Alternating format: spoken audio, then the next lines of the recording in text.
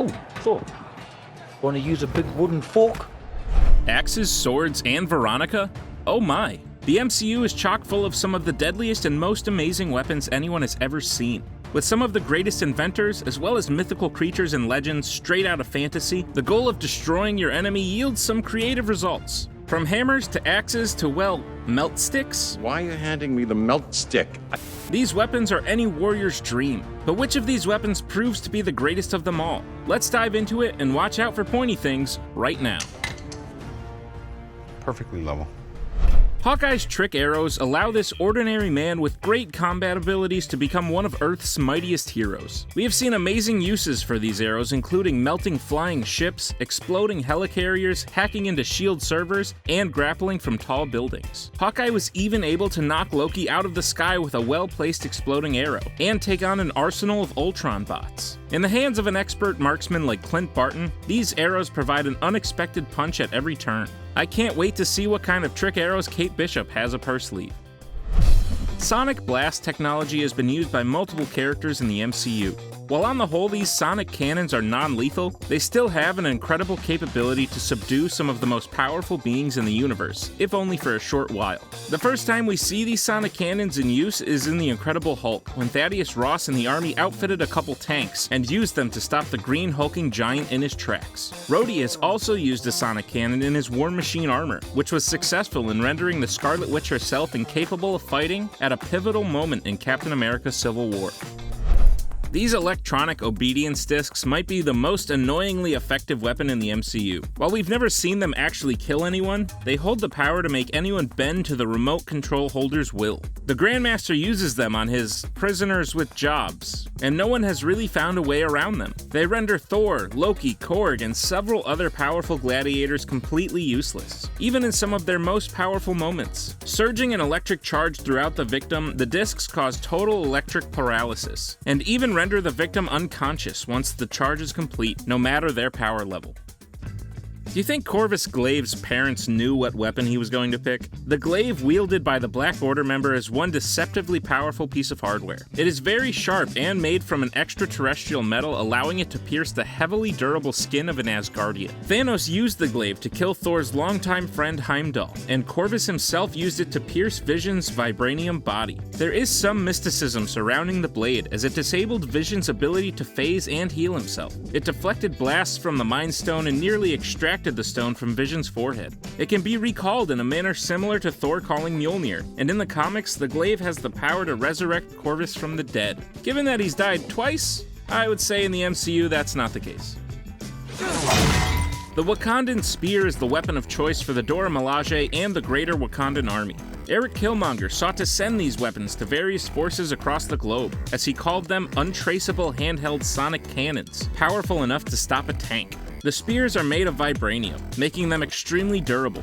Okoye was able to cause a fast-moving car to crash dead in its tracks by striking the spear into the ground. Overall, these weapons provide powerful strikes from close and long range, and it makes sense why the most advanced society would choose these as their weapons.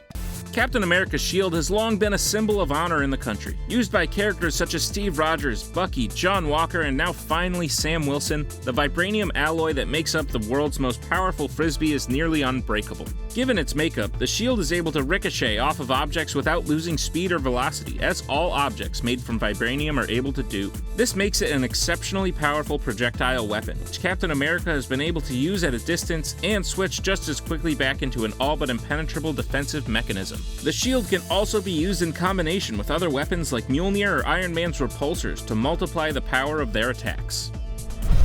Falcon's wings were an incredibly powerful piece of weaponry long before the Wakandans ever got a hold of them. They have shown shielding capabilities as well as possessing rocket-launched targeting system. They provide him with such effective flight capability that he was able to outrun and maneuver several missiles sent his way in Captain America: The Winter Soldier. His EXO-7 system can even detect Ant-Man when fully shrunken. Now that Sam has received an upgrade as the new Captain America, the wings have been infused with a healthy dose of vibranium. This seriously improved the quality of their shielding capabilities, and likely possess a number of Wakandan weapons we have yet to even see unleashed.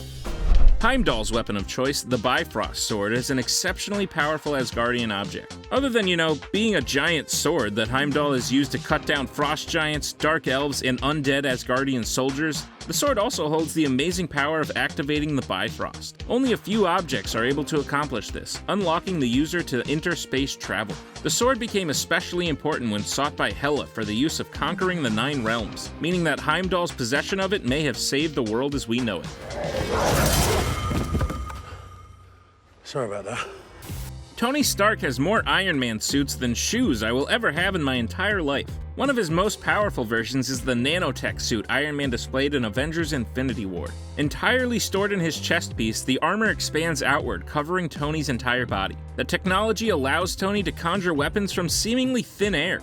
He displays powerful blasts against Cull Obsidian and Ebony Maw, and even goes toe-to-toe with Thanos, drawing a single drop of blood. The suit does have some weaknesses. As Thanos proved, the nanites can be removed a little bit at a time, and while Tony can repurpose them, it does sometimes leave him exposed. The suits still allow Tony to wield the Infinity Stones and defeat Thanos and his army. It's easy to see why Odin chose the Destroyer armor as the protector of his treasure vault. This machine is made of very strong metal and can fire blasts that turn almost anything they touch into ash. In the comics, Odin has even used the Destroyer armor to fight the Celestials. In the MCU, Thor was able to defeat the Destroyer rather easily, but not before it nearly took out the Warriors 3 and leveled a New Mexico town to the ground. Hank Pym is one of the brightest minds in the universe. He created a particle that would shrink or expand the distance between atoms. Little did he know all of the incredible powerful implications this would have. Not only does the particle give life to powerful suits like Ant-Man, the Wasp, and Giant Man, but the Pym Particle would prove to be the secret to entering the quantum realm, the gateway to time travel. The Avengers would use their remaining Pym Particles to travel through time and retrieve the stones, reversing the snap and eventually defeating Thanos. In Avengers Endgame, Thanos' weapon of choice throughout all his years of conquest and violence was revealed. This double-bladed spinning sword of death was able to accomplish incredible feats that many thought impossible. It deflected a full power blast from Iron Man and cracked Captain America's uncrackable shield. The material this weapon is made of is still a mystery, but director Joe Russo has hinted at its origin. It's quite possible the blade was made by Eitri the Dwarf of Nidavellir, and is made of a material that knocks vibranium out of first place as the strongest material in the MCU. This one is a personal favorite of mine. The melt stick featured in Thor Ragnarok was wielded by Topaz, the right-hand henchwoman of the Grand Master. Upon first glance, it doesn't look like much, just a ball on a stick, but the Grand Master was able to use this stick to pardon his cousin from life. By merely touching the ball end of the stick to a living thing, that entire thing melts into a puddle of burnt toast-smelling orange goo. We only see it used once, but just think about it. Thor went for the chest, many said the head. I stood up and yelled, "Just use the melt stick!" I'm calling it Veronica. Codenamed Veronica, the Hulkbuster armor was designed by Bruce Banner and Tony Stark as a worst-case measure if the Hulk was ever to lose control again. We saw this come to fruition when the Scarlet Witch forced the Hulk into an unbridled rage. Powered by multiple arc reactors, Veronica is able to blast extremely powerful energy beams, fly, and deliver a series of powerful punches. It is closely followed by an overhead drone which replenishes any damaged parts of the armored suit. In the end, it accomplished something that not many can claim. It took on the Hulk and won. Sure, it tore down a building to do it, but you don't need the details. An ancient relic belonging to the frost giants of Jotunheim, the Casket of Ancient Winters is the MacGuffin of the first Thor film. Hela may have thought it to be weak, but its history shows anything but. With the ability to freeze anything and everything, the frost giants once used it to cause a literal ice age on Earth. It revealed Loki's true heritage, and Loki used it to freeze Heimdall solid and allow the frost giants into Asgard. While its full potential is only glimpsed at, the Casket of Ancient Winters is certainly a powerful artifact that anyone could find useful in wiping out armies or freezing powerful opponents. Ever the jokester, even in death, Tony truly was the hero. For all his self-centeredness and bragging, at heart Tony Stark really was one of the greatest protectors the Earth would ever see. It stands to reason that in the event of his untimely demise, Tony would have devised something for those who live on to continue protecting themselves. Tony created a shockingly powerful arsenal of drones, all controlled by a central system named EDITH. He left this system to Peter Parker, who quickly learned of its destructive and espionage capabilities. When EDITH fell into the hands of the villainous Quentin Beck, he unleashed its true potential of illusions and firepower to create an Avengers-level threat, and nearly destroyed London in the process. The mantle of Black Panther was passed down from warrior to warrior since the formation of the nation of Wakanda. Powered by the heart-shaped herb, the Black Panther already gained enhanced speed, strength, and fighting ability. The Wakandans learned how to manipulate vibranium, and over time created a Black Panther suit that made the greatest warrior indestructible.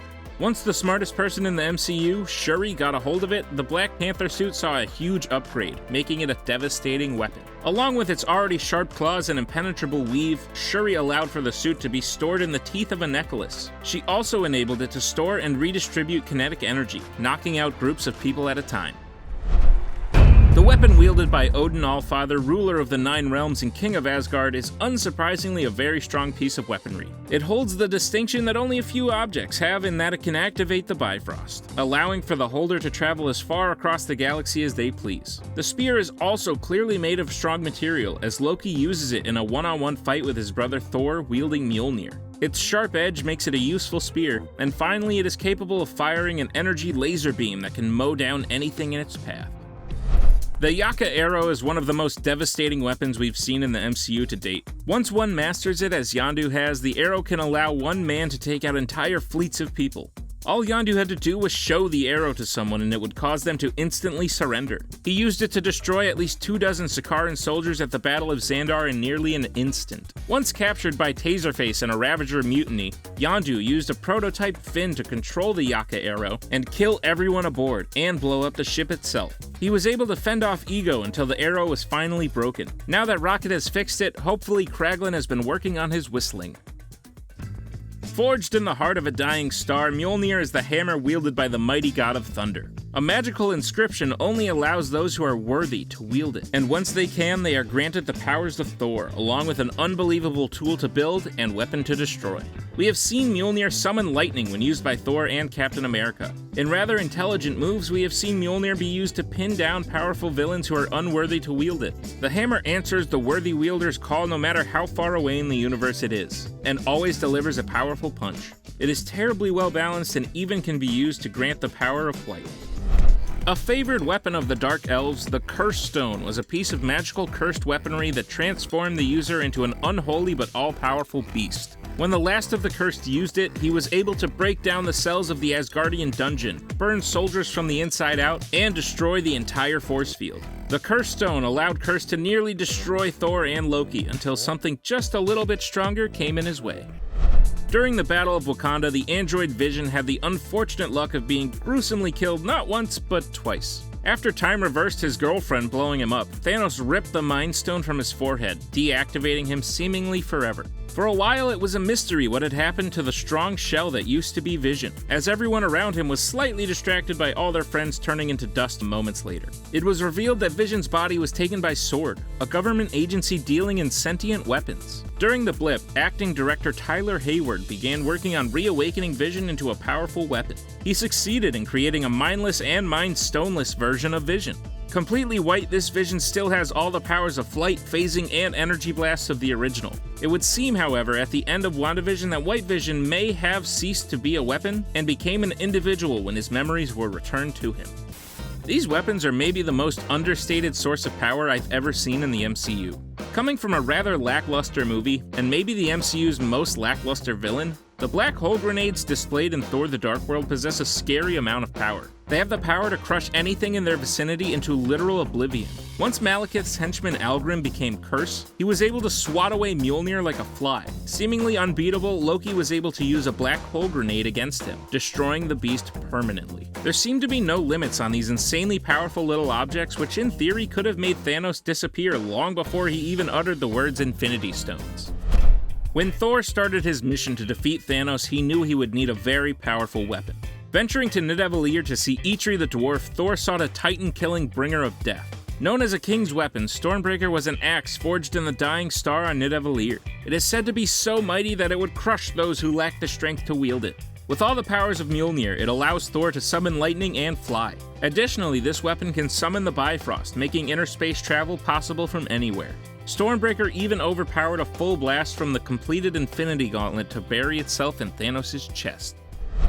The Infinity Stones are clearly the greatest power we've seen in the MCU to date, even if they do not hold that distinction forever. When combined in the Infinity Gauntlet, they make a being like Thanos capable of achieving anything. In his case, it was to eliminate half the universe. It's good to have goals, I guess? The stones control all aspects of reality, and even separated, we have seen the stones accomplish incredible feats of power. The Power Stone has decimated worlds. The Reality Stone could turn the universe to darkness. The Time Stone can defeat Dormammu. The Space Stone led to the rise of Hydra. And Loki was able to wreak unruly havoc on New York with the Mind Stone in hand. The stones have powered weapons like Loki's scepter and Ronin's hammer, as well as bringing to life the android Vision. It would appear that the only thing powerful enough to overcome the stones would be the stones themselves, when Thanos used them to reduce the stones to atoms. Any one of these weapons would certainly serve a warrior well. What powerful weapon are you excited to see in the MCU? And which weapons would you choose to wield when marching into battle? Seriously, dibs on the melt stick.